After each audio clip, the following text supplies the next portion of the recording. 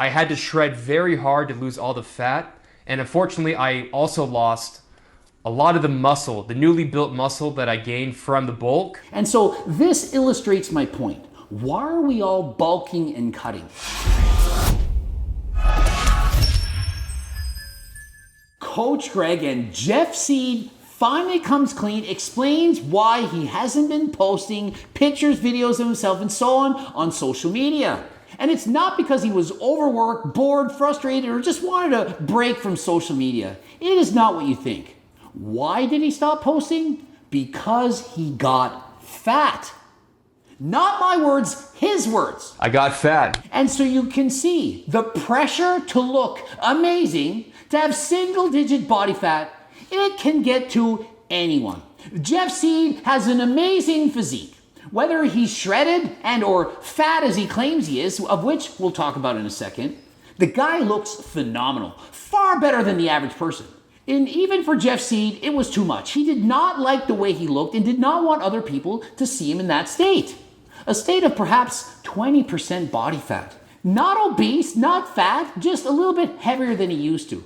Had lost the shredded six-pack that he had and now looked more normal. Still way above average, but more normal. And so what he did was he threw throwbacks. Look here, when he was shredded, when he looked his best. And so why did he get fat in the first place? Well, he decided to dirty bulk. Dirty bulk, overeating on calories. And at first, it was working. He was putting on muscle and fat, but not too much of it. But he continued to dirty bulk. Eventually hit 5,000 calories a day. You're thinking, that's not that much, 5,000. Lots of guys eat more than that. He gained 40 pounds in 6 months. Now, a dirty bulk is when you eat everything in sight to put on as much size and weight as possible. But there is one dilemma. You put on a lot of fat. And that's exactly what happened to me. And so you can see Jeff Seid posting pictures of him at his biggest, which happens to be 232 pounds, as he describes, exactly the same weight as me when I was at my biggest. And he calls it fat. And you can clearly see, even at his biggest, he's still kind of lean. He's certainly not fat. He doesn't have a beer belly. He doesn't have fat hanging off of him. He's just not shredded. But when you're accustomed to being single-digit body fat and you go up to a more normal percent body fat, you feel fat. I had to shred very hard to lose all the fat, and unfortunately I also lost a lot of the muscle, the newly built muscle that I gained from the bulk. It's a vicious cycle, back and forth. You bulk, then you cut, bulk, and cut. And so what have I been preaching? You know what it is. Maintain. Maintain a healthy body fat percentage year-round and slowly add on muscle. Or you can bulk and cut. And what happened with Jeff Seid? Well, he bulked, thinks he gained a ton of muscle, but it wasn't all muscle. Lots of it was fat. Even at the start, when he said it worked out pretty good the first 4 months, a lot of that is in fact fat and or water, glycogen, bloating, and so on. Some muscle, sure. And can you in fact build more muscle on a bulk than main gaining? Probably. Probably you can. And so you cut for perhaps 3 months, lose the fat, but you also lose some of the muscle. And so that 5 pounds of muscle you gain, perhaps you're left with 3. Over the course of 9 months, what happened is in the first 5, you gain 5 pounds of muscle, and at the end of 9, you've lost 2, resulting in 3 pounds net muscle gain. The person who's main gaining, perhaps they only gained 2 pounds of muscle in the first 6 months. Well, that sucks. Could have bulk gained 5. Yeah, but if you're main gaining, you don't have to cut. You gain the same amount of muscle, main gaining, while keeping your body fat in a healthy range, not getting high blood pressure, not being unhealthy, as Jeff Seid described. What happened to me personally is my blood pressure went through the roof, and I decided it's time to stop the bulk. A blood pressure above 145 over 85 is not good. You're already experiencing hypertension. That is not healthy and can in fact lead to heart attacks if it's sustained for long periods of time. The first 4 months, I actually was pretty clean. I was very strict with the diet. I wasn't really gaining much fat. I just gained mostly muscle. I highly doubt that Jeff was able to gain over 6 pounds of muscle for 4 months straight. That would be 24 pounds of muscle in 4 months. That would be impressive even with PDs, and I do not believe that Jeff Seid was using PDs for this transformation, this bulk and cut. I liked seeing the number on the scale just go up and up and up, so I decided, let's get huge. Oh, you might be thinking, I'm just gonna bulk and then I'll do a mini cut. I'll diet for 1 or 2 weeks after I gain all that weight. It is not that simple. A mini cut, you're not going to lose a dramatic amount of fat. An average person typically gonna lose 1/2 to 1% of their body weight a week. If you're 200 pounds, that's 1 or 2 pounds a week. Do you really think 1 or 2 weeks of dieting is going to be enough to undo the damage done in bulking for several months? Of course not. Now, please remember this if you're watching this. Jeff Seid, even in his bulked up weight, he's in fact leaner than most people are at the end of a cut. Jeff Seid, when he describes himself as fat, is still leaner than the average person. And so it's not fat, it's simply heavier than what he's accustomed to. Most people would dream to look this good.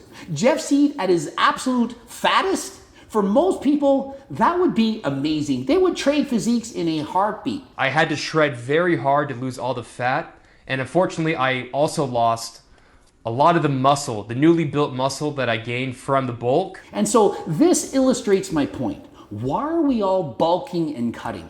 The average person should be maintaining, but there is of course a time to bulk.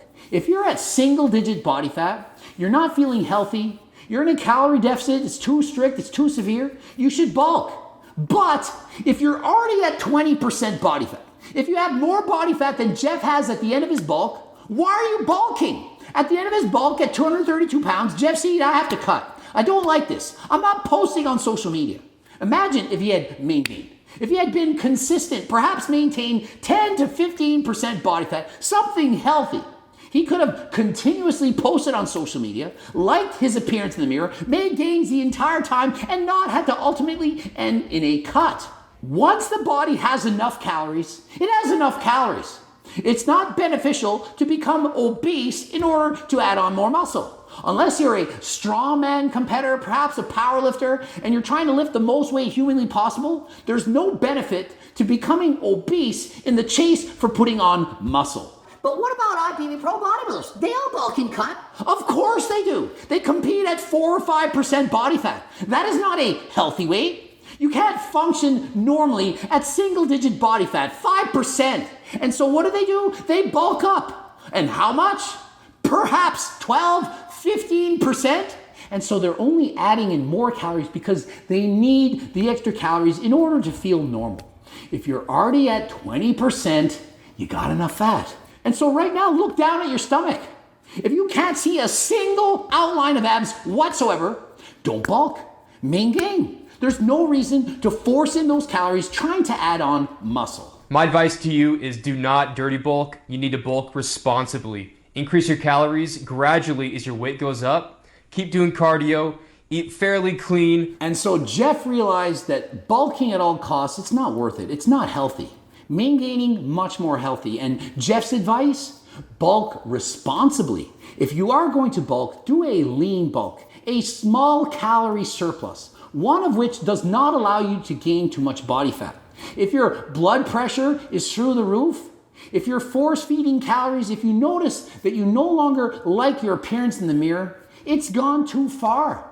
Much better to choose a healthy weight, and for everyone that's different.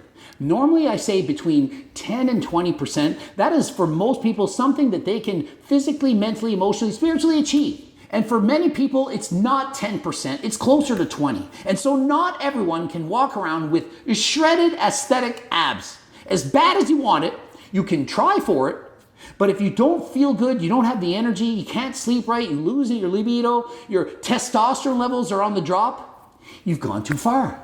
And unfortunately, it's not 10% for all of us. Not everyone can maintain such a lean physique. And based on social media, swiping through on Instagram, we think that single-digit body fat is the answer, that that's the look we should be trying to achieve, but it's not true.